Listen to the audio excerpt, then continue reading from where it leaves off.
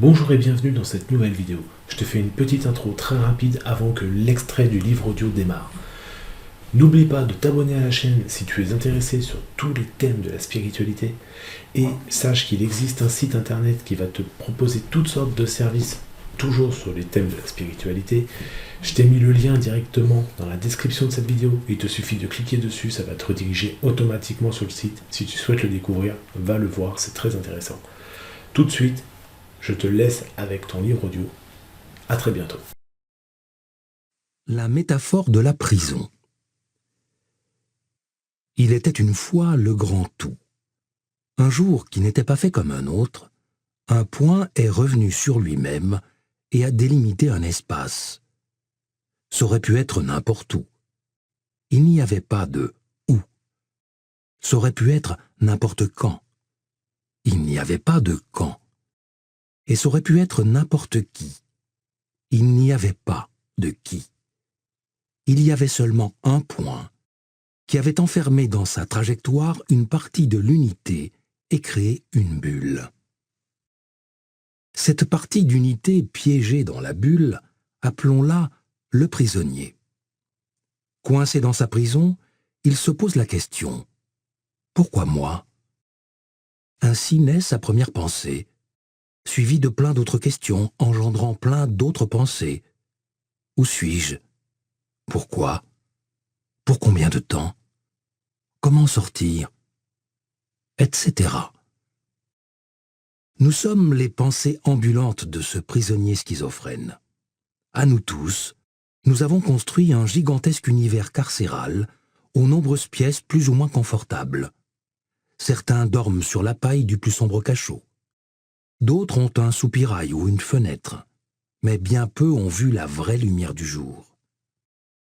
Quand on sait qu'on va rester longtemps dans une prison, on s'y invente des règles. Et puis on décore les murs pour rendre l'incarcération plus agréable. Parmi ces décorations, il y a les dogmes, les croyances, ainsi que toutes sortes de thérapies. Des divertissements aussi au sens littéral, ce qui nous détourne du chemin. Parce qu'il est plus facile de punaiser au mur des posters plutôt que de gratter ces murs avec les ongles jusqu'à les percer. Persévérez, dit l'alchimiste. Percez et vous verrez. Mais ça fait drôlement mal aux doigts d'entamer la matière. L'alchimiste, c'est celui qui s'est pris un rayon de lumière dans l'œil et qui depuis n'a pas pu le détacher de cet horizon-là. Il a passé la tête par la porte, il a humé un air si pur que plus jamais il ne pourra respirer comme avant. Il sait que le monde commence dehors, dans la vraie lumière. C'est de l'extérieur que viennent les sauveteurs. Il avait bien entendu des petits bruits de temps en temps, un lointain toc-toc. C'était eux. Alors, qu'est-ce qu'on fait quand on ouvre enfin la porte? On suit ces sauveteurs dehors, enfin libres? C'est une option. L'autre option, c'est de dire « Attendez, il y a encore du monde en bas. Je retourne les prévenir. » L'alchimiste est celui qui a vu la lumière et qui retourne au cachot pour prévenir tous les prisonniers.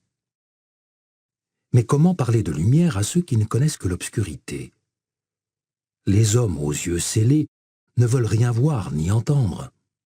Pour les convaincre, l'alchimiste a besoin d'un témoin de cette lumière extraordinaire, celle qui rend heureux.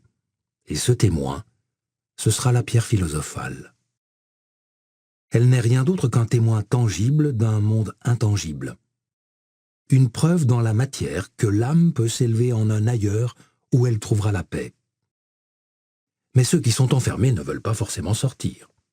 Surtout pas le roi de la prison, car il n'est roi que dans l'enceinte de cette prison. Alors, il a ses gardiens qui bouchent les trous en disant « Non, non, il n'y a rien dehors, il ne faut pas y aller, c'est dangereux. » L'ouverture est en effet pour eux un véritable danger de perdre leurs acquis. Car les règles n'ont de valeur que dans la prison. Pire que ça, dès qu'on change de pièce au sein même de la prison, on change de règles. Les anciennes n'ont plus cours. Or, suivre une voie, c'est changer de pièce et cheminer jusqu'à la porte de la dernière pièce. Quand on quitte une prison, on n'emporte rien avec soi.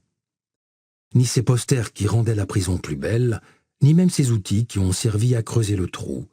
On n'emporte rien, on laisse tout derrière soi, et on chemine nu. On perd ses peaux, comme le pèlerin. On fait l'expérience du fameux lâcher-prise. Alors oui, ça fait peur. Mais c'est justement ça le risque.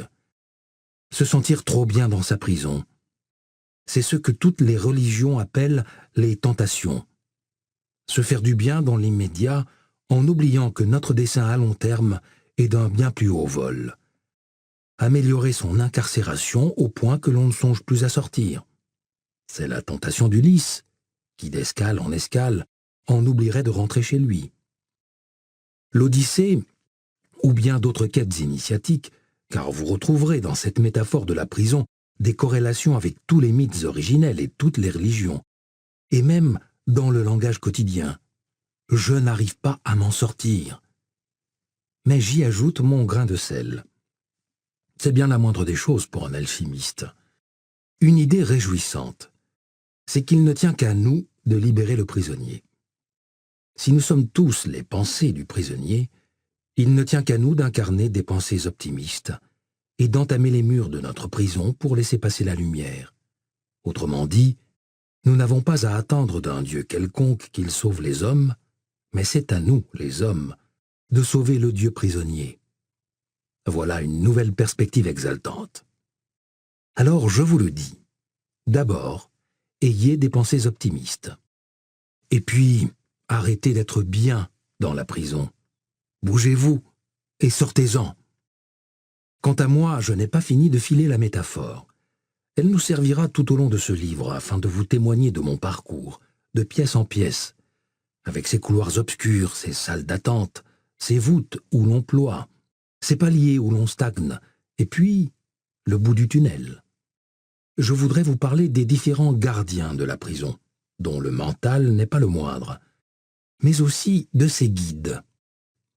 À ce jour, ma mission est la transmission.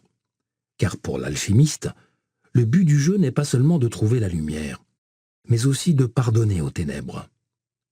Comprendre, de leur donner une part, c'est-à-dire de partager. Dans les ténèbres du cachot, j'accepte de partager les lueurs de ce flambeau qu'il m'a été donné de porter. C'est ainsi que je me vois aujourd'hui. Je suis visiteur de prison. Messieurs, dames, par ici la sortie. Pourquoi tant de secrets autour de l'alchimie? Avez-vous déjà ouvert un livre d'alchimie? Si oui, avouez-le, à moins d'être initié, on n'y comprend rien. On y croise des lions verts, des licornes et des dragons. On y parle de bain du roi, de lait de vierge et de crachat de lune. On y promet de l'eau sèche ou du feu secret, des fleurs de soufre et du mercure de vie. L'aigle désigne une vapeur, le menstru un dissolvant et le loup l'antimoine. On lutte, on coagule, on coupe la tête du corbeau, on congèle la lumière et on marie le soleil avec la lune. On cohobe, on exubère et on lixivie. On bricole des nids de salamandres. On célèbre des noces chimiques et on carbure à la quintessence. C'est drôlement joli et joliment abscon. En un mot, c'est hermétique. Hermétique comme un Tupperware, tellement bien fermé que ça ne laisse rien passer. Hermétique aussi au sens de sous le sceau d'Hermès, Hermès Trimégiste, transcription grecque du dieu égyptien de la connaissance, Thoth, qui deviendra Mercure pour les Romains. En effet, c'est en Égypte que l'on trouve les traces des premiers textes d'alchimie. Et les nombreux écrits grecs signés Hermès, dont la célèbre table d'émeraude, qui circule pendant plusieurs siècles à partir du 1er siècle avant Jésus-Christ, désigne moins un auteur qu'un sujet. L'alchimie est appelée doctrine hermétique. L'alchimie ou l'art de cultiver le secret. Un art dont la substantifique moelle est contenue dans l'ouvrage Mutus Liber, le livre muet. Un recueil de planches illustrées, non seulement privé de légende, mais disposé dans le désordre. Quant au grimoire, on sera ravi d'y constater que les noms des matériaux sont remplacés par des symboles, ou par des planètes, ou par des symboles de ces planètes. Quand vous lirez safran de Mars ou vitriol de Vénus, il s'agira respectivement